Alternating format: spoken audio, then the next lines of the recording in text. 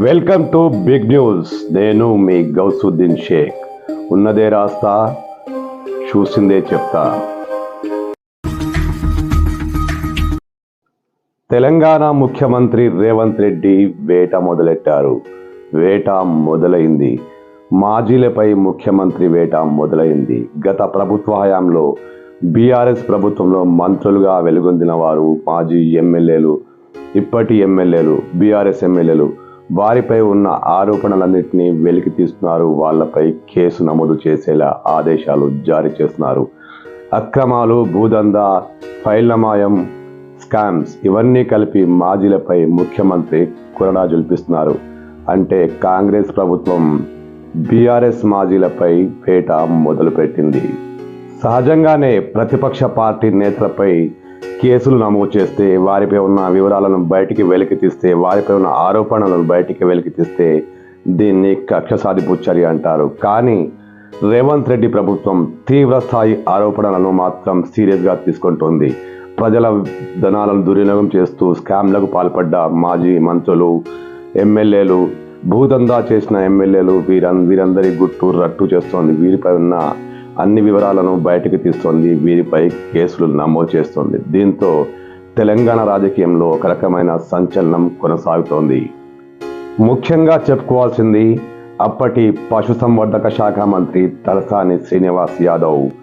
ఆయన శాఖకు సంబంధించి 2 తీవ్రస్థాయి ఆరోపణలపై ఇప్పుడు ప్రభుత్వం ఏసీబీ విచారణకు ఆదేశాలు జారీ చేసింది. ఎన్నికల ఫలితాలు వెలువడుతున్న రోజే తలసాని కార్యాలయం నుంచి కీలకమైన ఫైల్స్ చోరయ్యాయి. తలసాని ఓఎస్డీ సహకారంతోనే, తలసాని సిబ్బంది సహకారంతోనే ఈ ఫైల్స్ చోరీ గురైనట్లు నాంపల్లి పోలీస్ స్టేషన్లో కేసు నమోదైంది. దీనిపై తీవ్రస్థాయి ఆరోపణలు రావడంతో, ఈ కేసులో పెద్ద తలకాయలున్నాయని తేలడంతో దీన్ని ఏసీబీకి అప్పజెప్పారు. మరోవైపు గొర్రెల స్కామ్, 210 కోట్ల గొర్రెల విలువ 210 కోట్ల స్కామ్ చేశారని ఆరోపణ రావడంతో దీన్ని కూడా ఏసీబీకి అప్పజెప్పారు. అంటే తలసానిపై ఇప్పుడు 2 ఏసీబీ కేసులు నమోదయ్యాయి.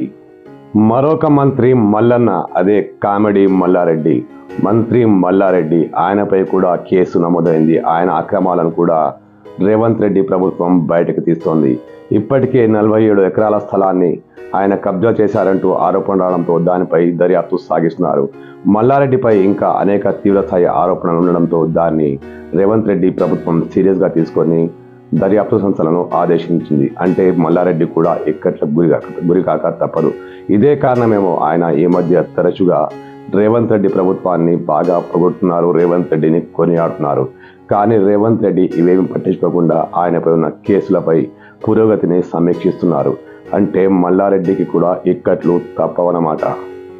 ఇక మరో మాజీ ఎమ్మెల్యే జీవన్ రెడ్డి, బీఆర్ఎస్ పార్టీకి చెందిన ఎమ్మెల్యే జీవన్ రెడ్డి. ఈయన రూటే సపరేటు.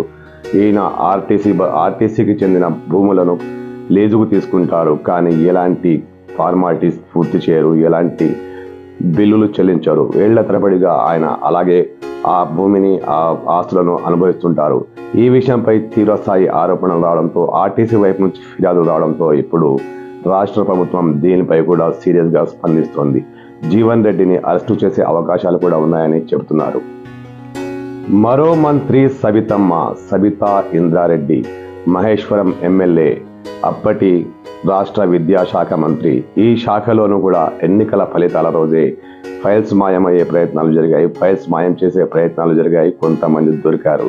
సబితారెడ్డి పేషి ఉన్న భవనంలోంచే ఈ ఫైల్స్ను ఎత్తుకెళ్లే ప్రయత్నం చేశారు. ఇవే కాకుండా మహేశ్వరం నియోజకవర్గంలో ఆమెకు సంబంధించి అనేక ఆరోపణలున్నాయి. ఆమె మజ్లిస్ పార్టీతో కలిసి భూదందాలు కొనసాగించినట్లు ఫిర్యాదులు వస్తున్నాయి.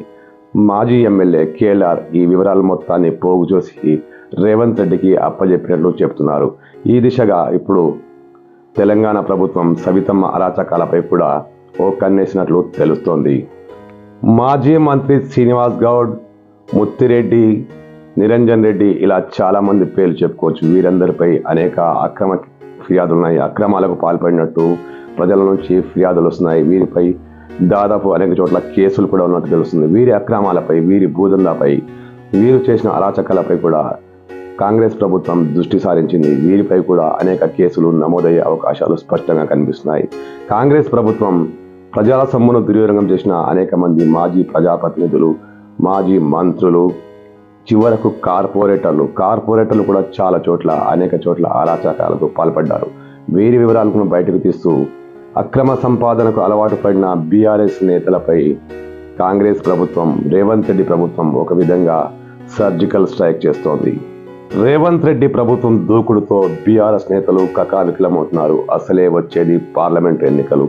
ఈ ఎన్నికల సమయంలో బీఆర్ఎస్ పార్టీ నేతలపై ఇంకా కేసులు పెరిగితే, ఈ ఏసీబీ విచారణలు ఇంకా ఉధృతమైతే పరిస్థితి ఏంటనేది బీఆర్ఎస్ నేతల్లో కలవరం కలిగిస్తోంది. మరీ ముఖ్యంగా ఆరోపణలు ఎదుర్కొంటున్న ఈ మాజీలు ప్రభుత్వం నుంచి తమకు సమస్యలు ఎదురైతే, ప్రభుత్వం నుంచి తమకు ఇబ్బందులు ఎదురైతే, తమను అరెస్టు చేసే పరిస్థితులే ఎదురైతే బీఆర్ఎస్ పార్టీ అంటే తమ పార్టీ ఆదుకుంటుందా, కేసీఆర్ ఆదుకుంటారా అనేది ఇప్పుడు సందేహాస్పదమే. ఈ పరిస్థితిలో బీఆర్ఎస్ మాజీలు తీవ్ర స్థాయిలో తర్జన భర్జన పడుతున్నారు. తమ భవిష్యత్ ఏంటా అని ఆలోచనలో పడిపోయారు. మరోవైపు బీఆర్ఎస్ అగ్రనాయకత్వం ఈ దిశగా ఎలాంటి స్పందన చూపడం లేదు. కేసీఆర్ ఇంకా బయటికి రాలేదు. కేటీఆర్ ఇంకా అంతర్మదనంలో కొనసాగుతున్నారు. ఆయన పూటకో మాట మాట్లాడుతూ కాలం గడిపేస్తున్నారు. ఈ పరిస్థితిలో బీఆర్ఎస్ మాజీల పరిస్థితి ఏంటి?